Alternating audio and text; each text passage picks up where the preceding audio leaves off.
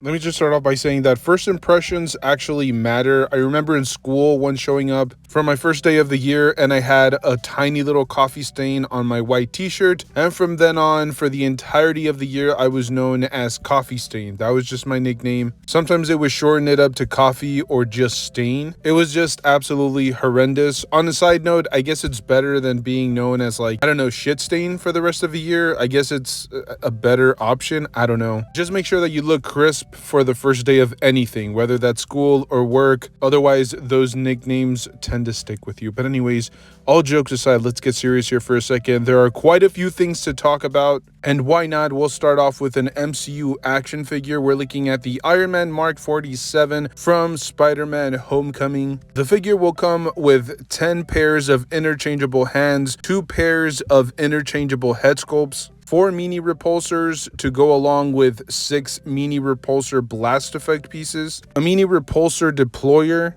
a pair of attachable arm missiles, a pair of shooting effects for the hands, and then a pair of flying effect pieces for the feet. It will also come with an action figure stand as well as a stand for the mini deployer. And if you actually believe for a second that I memorized any part of that, you're new here, because I clearly just read off of it and then edited the awkward pauses in between.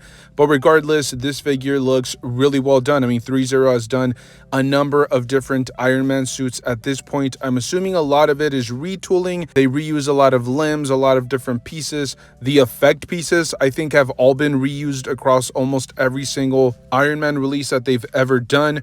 But it may be the end-all version, or some of these may be the end-all versions of, like, Iron Man action figures at the 1/12 scale. They're very well designed, really good articulation for an Iron Man action figure. Usually, whether it's Hasbro or, SH or whoever else is working on the figure, they usually skimp out on articulation because, well, it's a dude in an armored suit, so it's going to be hindered in certain areas. Here, they go a lot when it comes down to articulation, even though considering these figures are made with, like, PVC and alloy and a lot of metal pieces that I have no idea how are put together, let alone how they're able to articulate so well. Now, personally, I'm not like the biggest Tom Holland fan, so I haven't really necessarily enjoyed all of the Tom Holland films up to this point, and I also don't necessarily love the color scheme for this particular Iron Man. Now, I have mentioned in the past all of the different versions that they've had released from 3-0, and honestly, I like all of them better than this one. I love, like, the hot rod look. I think there was the Mark II, was it, that they released not too long ago? And then they also did a Big Bad Toy Store exclusive, which had, like, the black and gold color job, which I think looked absolutely phenomenal. That one was limited to 500 pieces, and I think it sold out almost immediately. So if you're asking me, I definitely feel like 3-0 may actually make the best looking Iron Man action figures out there. Now, personally, I haven't tried my hand at any of them, but I'm just going off of the promotional images. I have actually owned a few SH Figuarts Iron Man versions, and I was kind of disappointed with almost all of them. There was a lot of chipping going on. The small plastic pieces were always falling off or breaking off. So I'm kind of curious to see how 3-0 fares compared to SH. I'd actually like to pick up a couple of these, articulate them, and really get a feel for the action figure manufacturer as a whole. Now, moving on, you guys know there's a common trend going on right now. Hasbro has essentially been reissuing almost everything. Like, they're re-releasing every single figure that they feel like has a ton of resale value. We recently saw them reissue, like, the Power Princess action figure. We saw them release a new silver, or I should say reissue the old Silver Surfer. The Anniversary Captain America was also reissued not too long ago, and now we are finally getting a second opportunity at the Hank Pym and Janet 2-pack. Now, let's not forget, this does come with a couple of extra head sculpts for each individual figure, extra hands. Janet has the wings, and then Pym actually has a soft goods lab coat along with a bunch of, like, beakers and laboratory accessories. Now, if I'm not mistaken, and I'm mistaken pretty consistently, this 2-pack did have a ton of resale value. If I'm not mistaken, I might have seen this 2-pack for well over $100, close to $200. Am I mistaken? mistaken or not.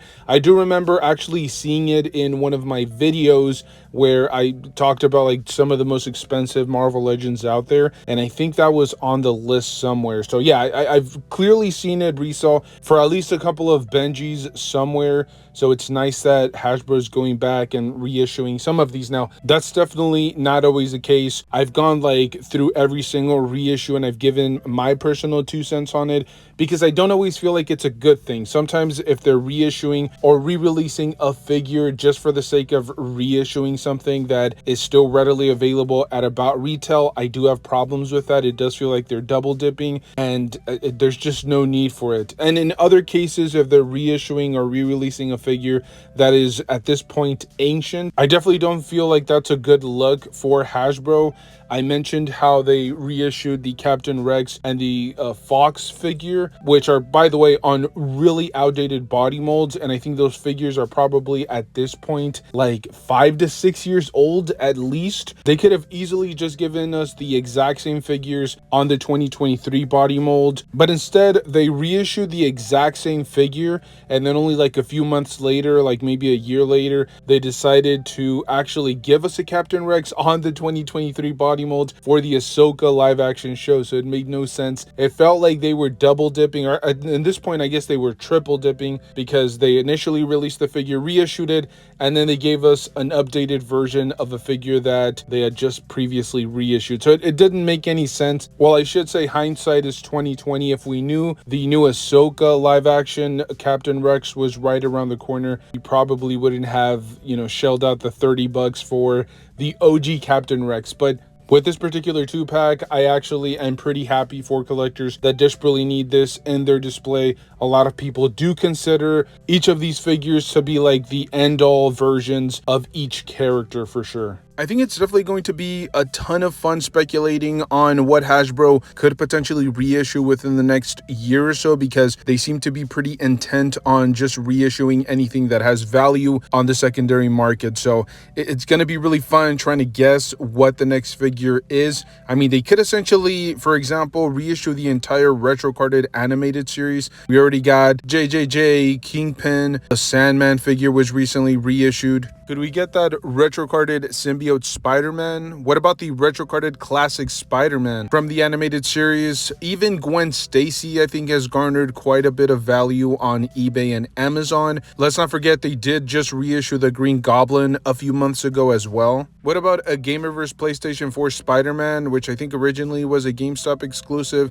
They could even do the 2.0 version, I think, which came in that windowless packaging. I think that one was going for almost $100 last I checked. And I know people are going to start jumping off their roofs if I ever suggest that they could reissue like HasLab projects or made to order figures, but I think it's right around the corner. I think that is something that will potentially happen in the foreseeable future. I could see them reissue a Galactus or a Sentinel figure from the HasLab projects. To me, it feels like Hasbro is going to leave no stone unturned. They're going to try to maximize their profits as much as they possibly can, and they're just not going to allow the secondary market or all these eBay sellers make hundreds of dollars off of their figures.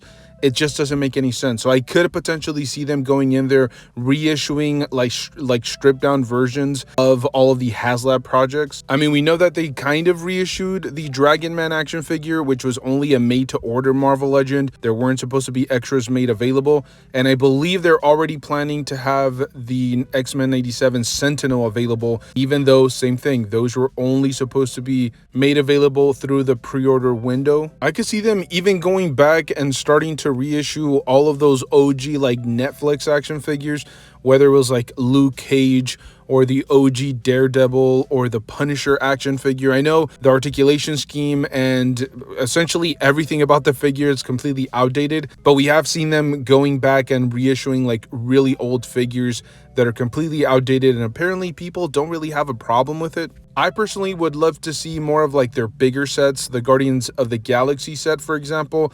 They could reissue that, or even the Children of Thanos box set. I think that one would sell incredibly well without a doubt. But look, the possibilities are endless. We could sit here talking about potential reissues for like the next couple of hours. I may do another separate video if you guys are interested in hearing about my predictions in terms of new reissues reissues that we may be getting in the future. So let me know down below in the comment section if you guys would like to see something like that. Thank you guys so much for tuning in. Make sure to stay tuned. We're uploading on a daily basis. We absolutely love talking and ranting on about action figures. And if you enjoy listening to that rambling nonsense, then you've arrived at the correct spot. Stay safe out there. Enjoy the hobby. Pose your action figures. Play around with them. Make sure to stay tuned to the news because it feels like every other day Hasbro is reissuing a brand new figure. And it's definitely important to catch this window because the chances of them reissuing a reissue is pretty slim. So stay safe out there. I'll see you guys in the next one. Thank you.